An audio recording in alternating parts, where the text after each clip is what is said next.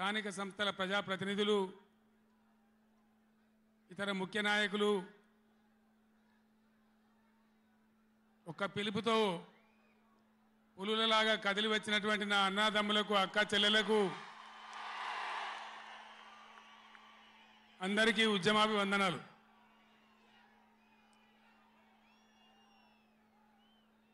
దయచేసి నినాదాల తర్వాత ప్లీజ్. 4 ముచ్చట్లు మీకు సంజాయిస్తే నా పని అయిపోతుంది.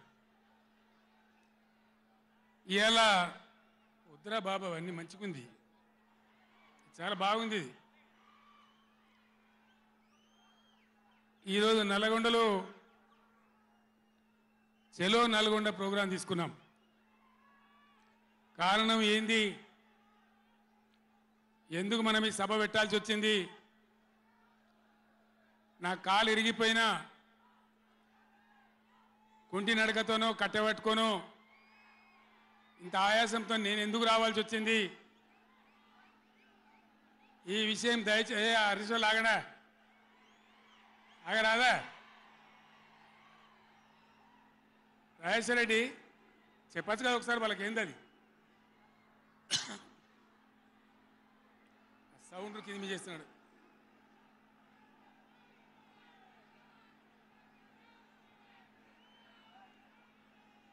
కిషోర్ మీరు కష్టం అవుతుంది, ఆగండి. కిషోర్ సార్ కు మాట్లాడడం కష్టం అవుతుంది డిస్టర్బెన్స్ తోని. బాలమల్లు మీరు పక్క జరగండి, ఆగండి. మీరు జరగండి చందర్. ఇక కాము ఉండండి, ఇక ఓ ఇటున్నారు అందరు.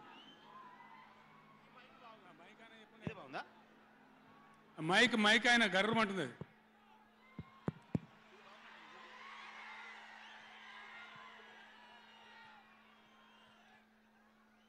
ఇవాళ ఈ చెలో నల్గొండ కార్యక్రమం మనం ఎందుకు తీసుకోవాల్సి వచ్చింది? కొందరికి ఏమో ఇది రాజకీయం. ఇలా మనం పెట్టింది ఉద్యమ సభ, పోరాట సభ. ఇది రాజకీయ సభ కానే కాదు.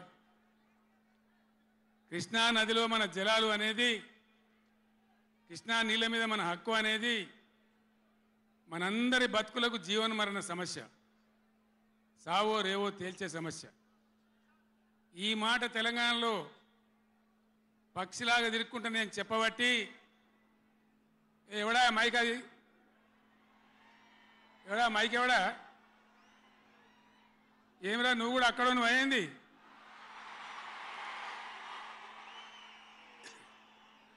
రాజేశ్వర రెడ్డి చూడొచ్చు కదా, పని ఏం చేయకమని అంతే జాలిగా. బాగానే ఉందా, ఏం చేయకమను.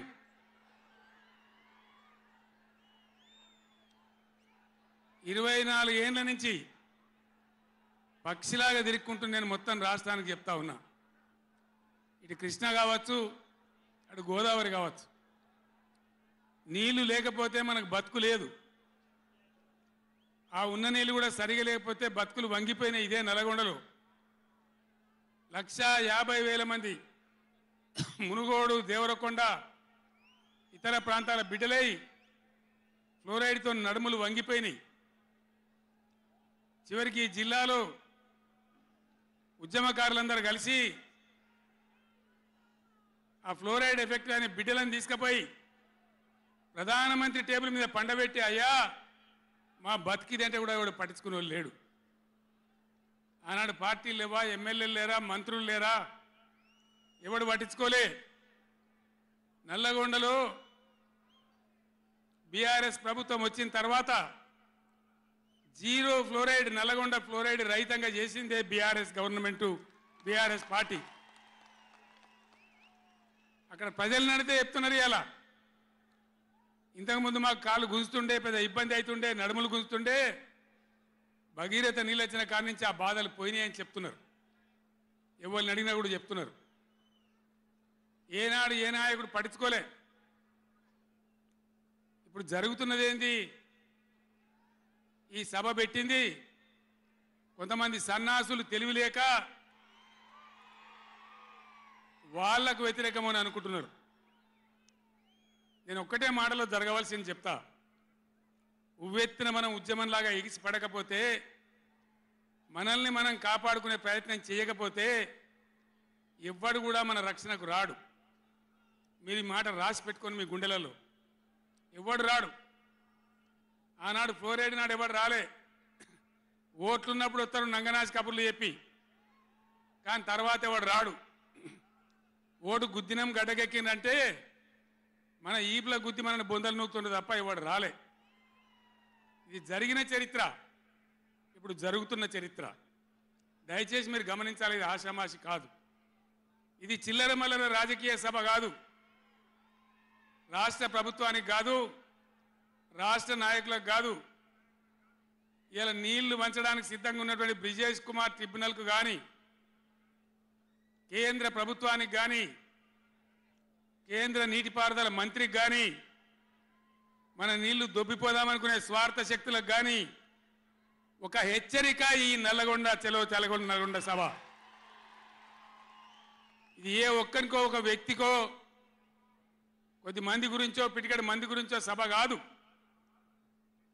ఖమ్మం, నల్గొండ, మహబూబ్ నగర్, రంగారెడ్డి, హైదరాబాద్ ఈ 5 జిల్లాల ప్రజల యొక్క జీవన్మరణ సమస్య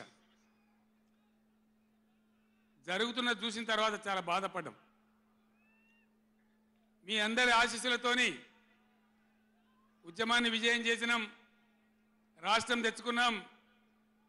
మీ అందరి దీవెనతోని 10 సంవత్సరాలు ఈ గడ్డను నేను పరిపాలన చేసిన. నేనేం తక్కువ చేయలే.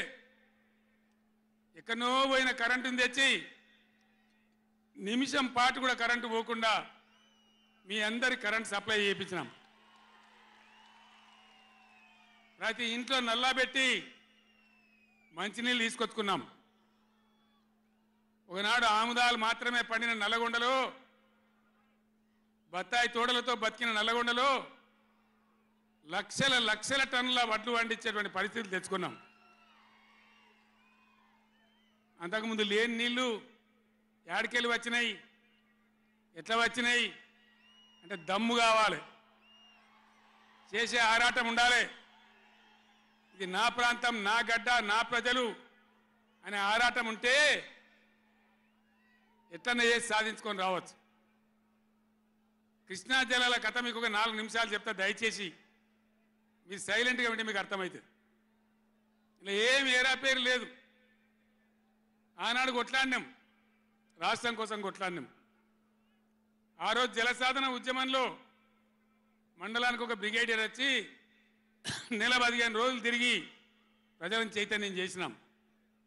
ఆ రోజు నేనే రాసిన పాట, పక్కన కృష్ణమ్మ ఉన్న ఫలితమేమీ లేకపాయే అని ఏడ్చినాం ఆ రోజు. ఈరోజు